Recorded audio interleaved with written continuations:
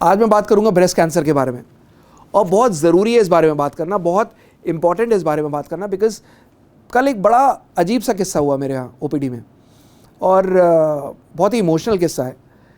जब वो लेडी आई हमारे पास तो शी वॉज क्राइंग, और फॉलोअप केस था, और फॉलोअप केस में वो आई और अमूमन शायद 2.5 महीने हो चुके थे। 2.5 महीने के बाद वो जब मेरी ओपीडी में आई और मुझसे मिलने आई ऐसे साउथ ईस्ट सेंटर में, तो आकर बैठी और मुझे देखा और पता नहीं रोना शुरू कर दिया, और फफक के रोए जा रही है। मैं नाम नहीं लूँगा उनका, मैंने बोला कि ऐसे नाम लेते हुए बोला कि क्या हो गया, एकदम से क्यों रो रहे हो? मैंने आपको बोला था कि भाई अगर रोना है तो जितने पहले दिन रोना है पहले दिन आप रोगे, और उसके बाद आपको नहीं रोना है। तो बड़ी इमोशनल हो रखी, और उन्होंने मेरे हाथ में एक कविता दी और बोला कि डॉक्टर साहब मैंने आपके लिए कविता लिखी है। मैंने कहा, मैंने पढ़ा और बहुत ही इमोशनल कविता, और एक्चुअली में उन्होंने बताया था अपनी कविता के दौरान, मैं वो कविता शेयर करूँगा अपने सोशल मीडिया पोस्ट पर। तो उन्होंने कहा कि उनको कोई रास्ता नहीं दिख रहा था, उनको कोई उम्मीद नहीं दिख रही थी, और उम्मीद ना दिखते हुए फिर फाइनली उन्हें कैंसर केयर सेंटर देखा, और उन्हें एक रास्ता दिखा और एक आशा की किरण दिखी, और आशा की किरण पर उन्होंने वो कविता बनाई थी। मैंने पूछा, लेकिन ये सब तो ठीक है, आपने ये कविता लिखी, लेकिन रो क्यों रहे हो, क्या बात हो गई? तो कह रहे, डॉक्टर साहब मुझे बस एक ही, जब वो जर्नलिंग करते हैं डेली सुबह ना डायरी में लिखते हैं, और उन्होंने कहा डॉक्टर साहब मुझे बस एक ही मलाल रहता है, जो वो बात करते जा रही है और रोए जा रही है।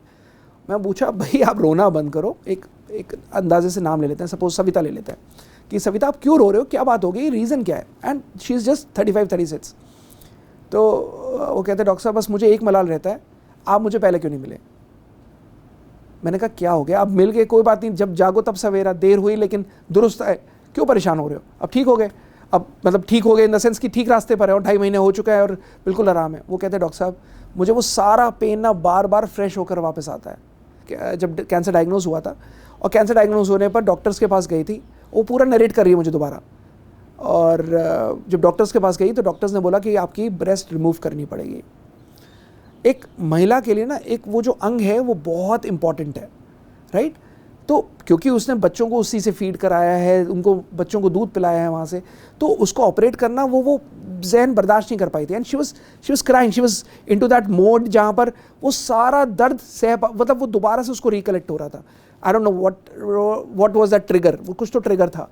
और वो कह रही कि कैंसर पेशेंट में जब कैंसर डायग्नोज हुआ तब उसको वो ब्रेस्ट रिमूव करने को बोल दिया।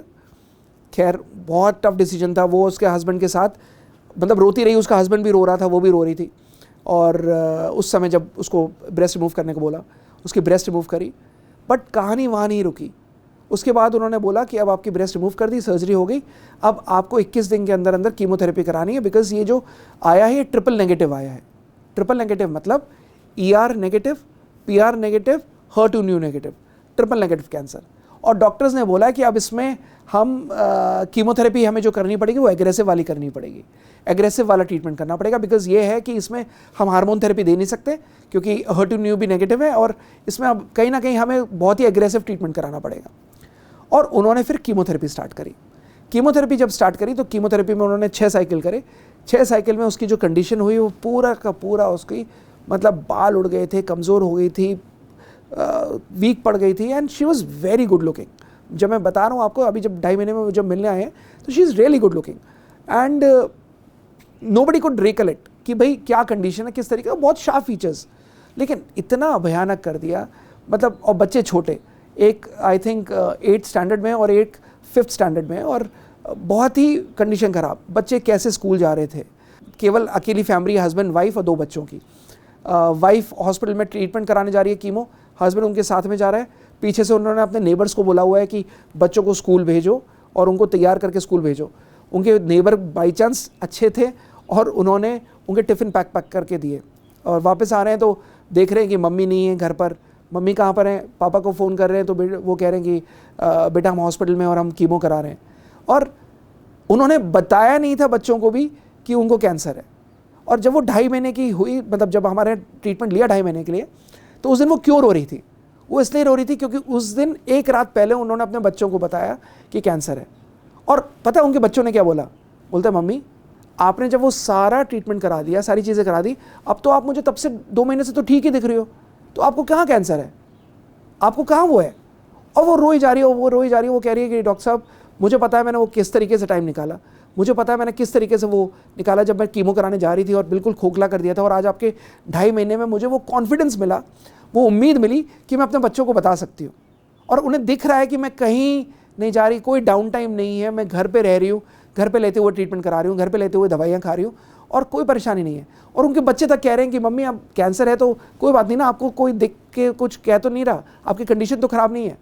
तो वो उस इमोशंस होकर रो रही थी। तो मैं क्यों ये वीडियो कर रहा हूँ, आज जो उसकी जर्नी थी, जो उसने करा, जितना उसने झटका झेला, वो आप करने से बच सकते हो। आप वो सारी चीज़ें अवॉइड कर सकते हो। आप वो सारे कष्ट जो एक परिवार झेलता है जब कैंसर डायग्नोज होता है, ब्रेस्ट रिमूवल का, आपके कीमोथेरेपी कराने का, और वो जो रो रही है, शायद उसके आंसू अगर आप समझ सको, पता नहीं, मैं शायद इस वीडियो में एक्सप्लेन कर ना पाऊँ, बट शायद उसकी जो उसका कष्ट था, जो उसने सहा, वो आप सहने से बच सकते हो। अगर आपको ये वीडियो समझ में आए, या अगर कोई कैंसर पेशेंट आप जानते हो जिसको ये शायद ये वीडियो भेज कर या शेयर करके आप उसको एक उम्मीद की किरण या आशा की किरण दे सकते हो, तो ज़रूर करें। अपना ख्याल रखें।